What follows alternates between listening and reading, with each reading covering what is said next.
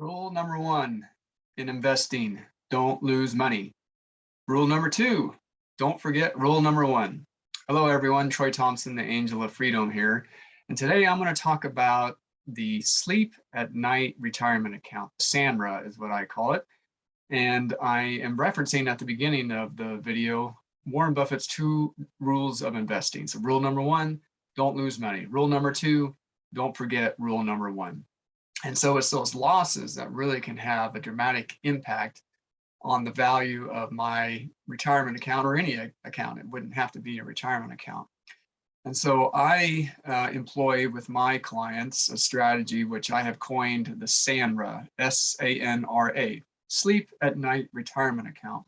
And so this might be anywhere from 1/4 to 3/4, possibly all of it, of their retirement account employing this strategy, and it's called indexing.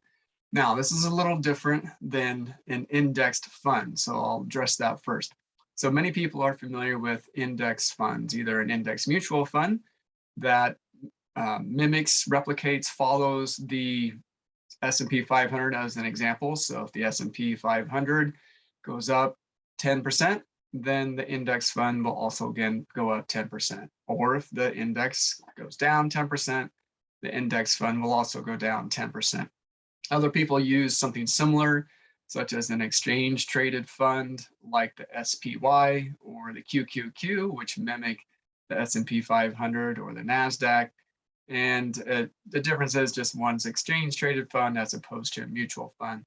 The more important takeaway is that in those types of accounts and in those strategies, as the market goes up and down, then my account and my investment goes up and down. What I'm referring to is indexing. And so how that is different is my money basically sits in an account, like a savings account, let's say. That's probably the easiest analogy.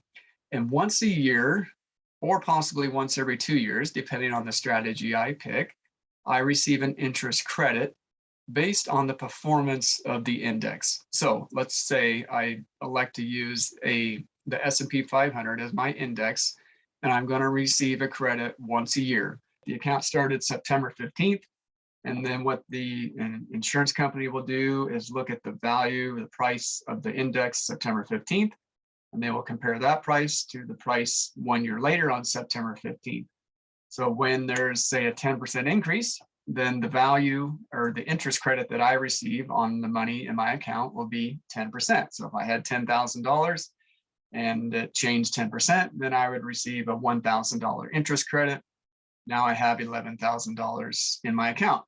Now let's say the opposite happened, and in that 1 year time period, the index went down 10%. Well, my money is not actually in the stock market. It's just sitting in an account waiting to receive an interest credit once a year. So then I still have $10,000. So it's not up and down with the market. Now, this may sound too good to be true. I get to participate in all the gains and none of the losses. That's not exactly how it works. There is a limit, a cap to the amount of gains I can receive. Now, the limit is going to vary by the company, and it's going to vary by the product, whether it's an annuity or it's an index universal life insurance policy. So the limit, the upper cap could be 4% possibly, something low in an annuity, or it could be as high as 12 or 13% in the life insurance scenario.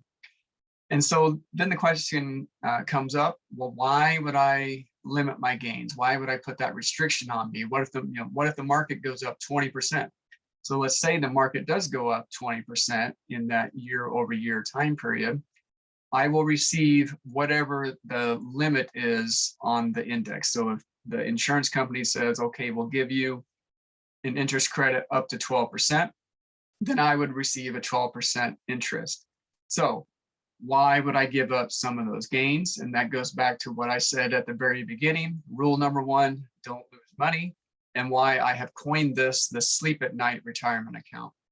Because I know if the market has a horrible year and it's like 2008 and it goes down 30%, I know my account will not go down any. There will be if there are any fees associated with my account, those fees will still come out. So I'll have the cost of the maintenance of my account. If it's an IRA or if it's life insurance, there'll be the cost of the life insurance. But my capital is preserved, it's protected from loss. And so this is a really nice way to protect a piece of my financial future. And so I can sleep at night knowing that I'm not going to lose money.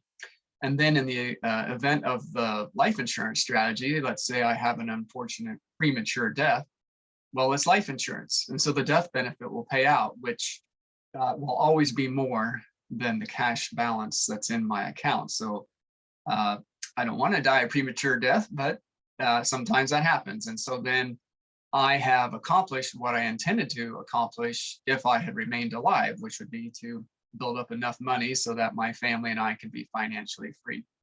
So that is a quick overview of the strategy of indexing. It sometimes can be difficult to find information about that when you are out there on the internet searching around, because anytime you put in indexing, you're typically going to find index mutual funds. And this is a little different. So this is indexing with an insurance company receiving an interest credit once a year based on the performance of that index. If any of this is of interest to you, you can schedule a complimentary session with me through the link that I'll put in the description. Troy with AOF Financial, the Angel of Freedom.